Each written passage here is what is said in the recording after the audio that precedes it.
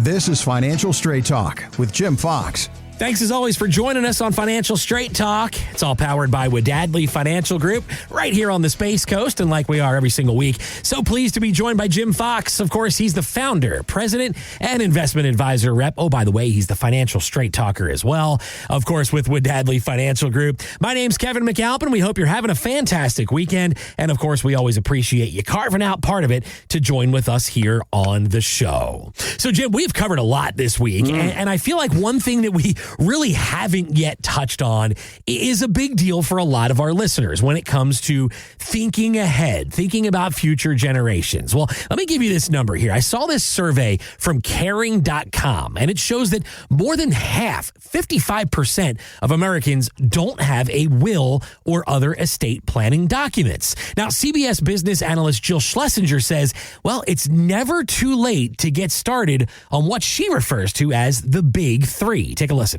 The first is a will. Just says, hey, here's my stuff. Here's who it goes to. You then have two other documents that are really important. One is called a healthcare proxy. You want to make your wishes known. You name somebody, your agent, who makes a healthcare decision on your behalf. And the last document is called a power of attorney. And this could be important if, like, gosh, I tripped on the street and I'm laid up in the hospital and I need somebody to enroll in my benefits for me. So you're naming someone an agent to make a business decision, a transaction. All of these documents, they have to be in writing. They have to be notarized. So no writing it on a napkin. All right. So, Jim, let's talk about the big three, if you will, these three, the documents. And really, I think, again, in your years of experience, I'm sure something that you have heard is, well, it's estate planning, but I don't have tens of millions of dollars. Do I really need an estate plan?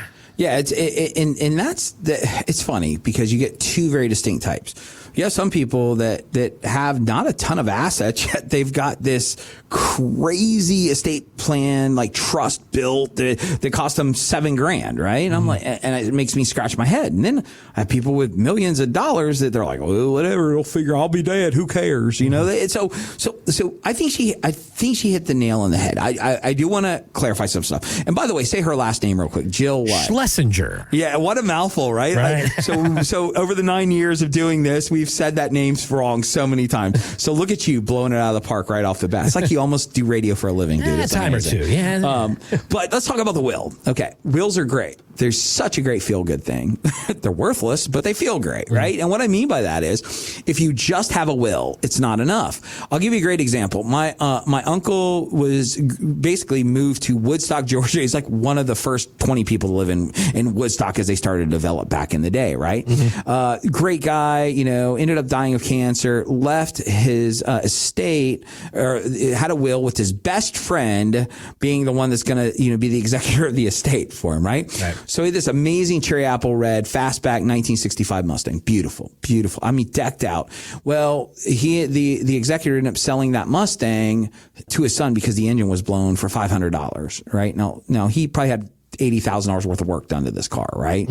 So the point that I'm trying to make is wills aren't that great, okay? Wills, whatever your executor chooses to do is what happens with wills. So having a will is a feel-good thing, but it doesn't mean that someone's going to follow your wishes. And someone can always attest the will and say, hey, look, he said he was going to leave me $10,000, and next thing you know, we're in probate, right? Let's clean that up a little bit. So have the will to get rid of the coin collection or whatever it is, but anything you can conceivably put a beneficiary on, put it on. So bank accounts, 401ks, any of those kind of things. Your home. We're very fortunate, Kevin, down here in Florida, that a lot of you, I think there's 7 states that allow us to do this. So I'm speaking to my Florida folks. If you're listening to this elsewhere, you got to check to make sure this is going to be okay. But we have something called a Ladybird Trust here. And think of it as nothing more than a beneficiary on your house. So if you die, it goes to your kids and it's just literally done and over. It's like a beneficiary in your house. So you want to make sure that you set up that Ladybird Trust because it is super important that you do that. Now, they're dirt cheap, by the way. You can do them for next to nothing on your own. I wouldn't trust you to do it.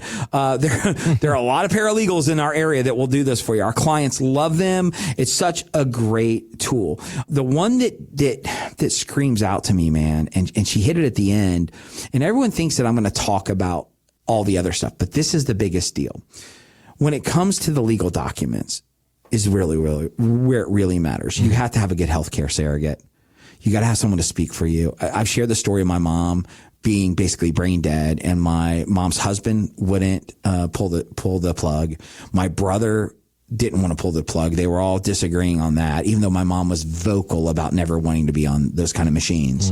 And they left it up to me eventually. And of course, after I did it, they both made it very clear that I killed mom, right? They said that time and time again. So have your wishes in writing, and then have a healthcare surrogate assigned that will do the things you want to do. Super important. Now, power of attorney. I've only got a couple seconds here, so I got to hit this one hard and fast. Nobody likes the idea, Kevin, of giving someone this blanket approach to controlling all of your finances, right? Nobody really loves that idea. But I will push back on you a little bit.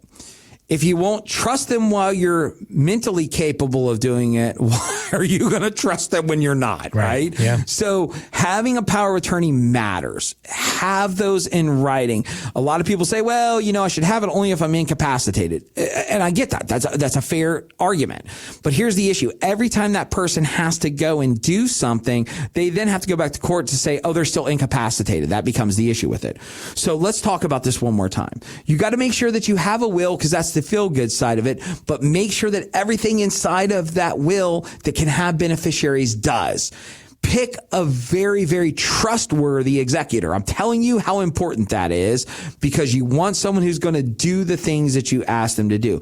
Make sure that, again, all your accounts that can have beneficiaries have beneficiaries. There's your 401ks, your bank accounts. Bank accounts use either called TODs or PUDs, but they're the same concept, beneficiaries on the accounts. Make sure that you set up the living will and the healthcare surrogate, because without those, man, I personally went through this myself. It is a horrible feeling, and more importantly, it's really, really stressful on your family. So just do it. And last but not least, power of attorney. Probably the one thing that freaks people out the most. Think about what I said. If you can't trust your power of attorney while you're fully with it and can watch everything, how can you trust them when you can't? Right. That being said, if you don't have that warm and fuzzy, find somebody who can be your power of attorney. But those are the keys. It's something we talk about. It's literally the last thing on our list of things that we talk about in our office, because it takes the longest to execute all these things, and they're constantly changing. We call it legacy planning, same concept as estate planning. We just call it legacy planning. What happens when you're no longer here, and how do your money move to your kids? Those are the things that we do. This is a heavy topic. It's the one time I'm not yelling and screaming into the microphone right now, and I want you guys to know that it's a big deal. And by the way, it's the one thing that pays us nothing. We spend the most amount of time on it because it really is that important. I watched it happen to so many people, including myself. I want you to make sure that when you do pass, that the money goes where you want, how you want, and it's going to go smoothly. Yeah, no doubt about it. Well, if you've been putting off estate planning, maybe you feel like that's only for the uber rich. Well, of course, you heard the soundbite there from Jill Schlesinger. You heard her talk about those 3 documents that you want to make sure you have in place. And if you are not sure where to start, look no further than Jim Fox and his team at Wadadley Financial Group, folks. If you want to get on his calendar, there's no cost, there's no obligation. You can always learn more by dialing 321-414-7526, 321-414-PLAN. The website is getfst.com. Again, it's getfst.com. Well, Jim, it appears as though you're starting to run low on coffee, which means it is probably the end of our show, which I don't know about you, has just zoomed on by this week, hasn't it?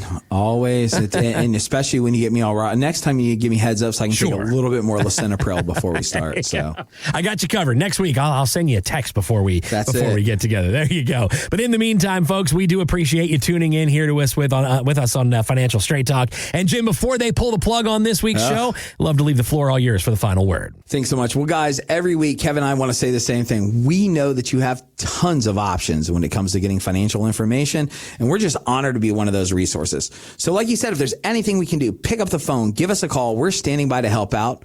But with all that being said, on behalf of myself and Mr. Kevin Mack, I want to thank you so much for listening, and we'll see you next time on the Financial Straight Talk.